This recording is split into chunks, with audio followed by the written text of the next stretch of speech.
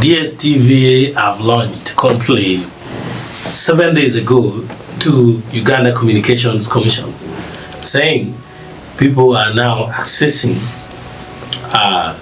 piracy decoders, which accesses the premium contents by DStv, that is Super Sport, via the internet. I just quit DStv. For DStv's information and UCC's information, Skype has just died. Skype, they start to this expensive thing. Hey, if you want HD video calls, pay this amount of money. There's WhatsApp, there's Messenger. There are people there are fools who used to say, I only use Skype, I only use Skype. Whereas we were just there on Messenger, WhatsApp, Duo. And now Meet is there. Zoom is there. Where is your Skype? It's gone. Who knew Nokia was going to die? For your information, Nokia is dead. For those who don't know, Nokia is dead. Who knew? Those who used to pick big video recorders and put on helicopter would lose their job. Drones came in and kicked them out. Now, world's best camera used to be Kodak. Do you know now? There's OM60, there's Sony, there's Lumix, Blackmagic, those are the common ones, man. Blackmagic and the Canons, those are the common ones. Now, Kodak is dead. What am I trying to say? Readjust according to the trend. DStv has been very expensive since we were too young. We used to, in fact, we used to love DStv, but they started changing prices, removing good programs, movies. They repeat movies a lot.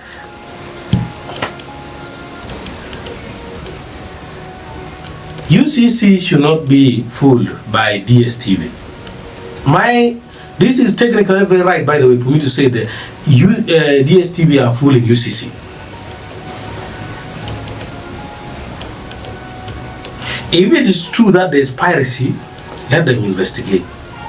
If Super Sport is supposed to be for DStv only, I have not read that right.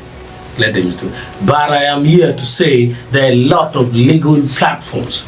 There are a lot of legal platforms that people can use to access premium contents, including Champions League, the English Premier League, premium movies, and the rest.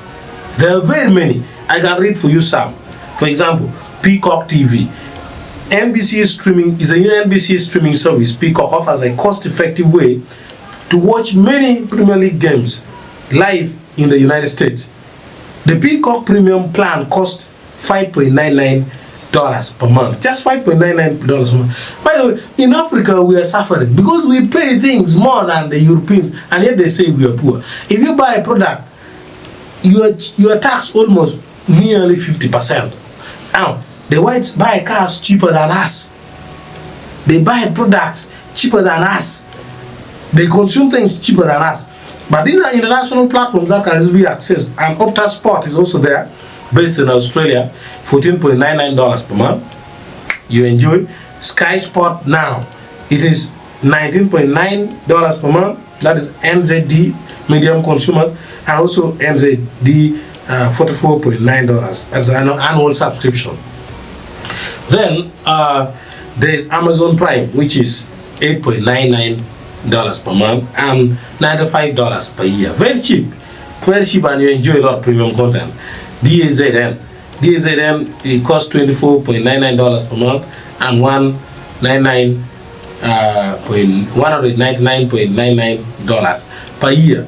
Then you can use VPN to also access several other streaming services in other countries, including in your own TV in the room when you have smart TVs. So it's only those who have access to internet, and UCC needs to reduce to enforce internet cost reduction. We are coming to that. We are going to talk about that because UCC had instructed MTN and Airtel to reduce the cost of internet by 50%, which they were in the right line, and still 50% is still also what?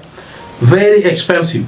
They were supposed to do it in January and nothing happened. Now we are already in March, the 3rd of March. What went wrong? What changed for the consumers?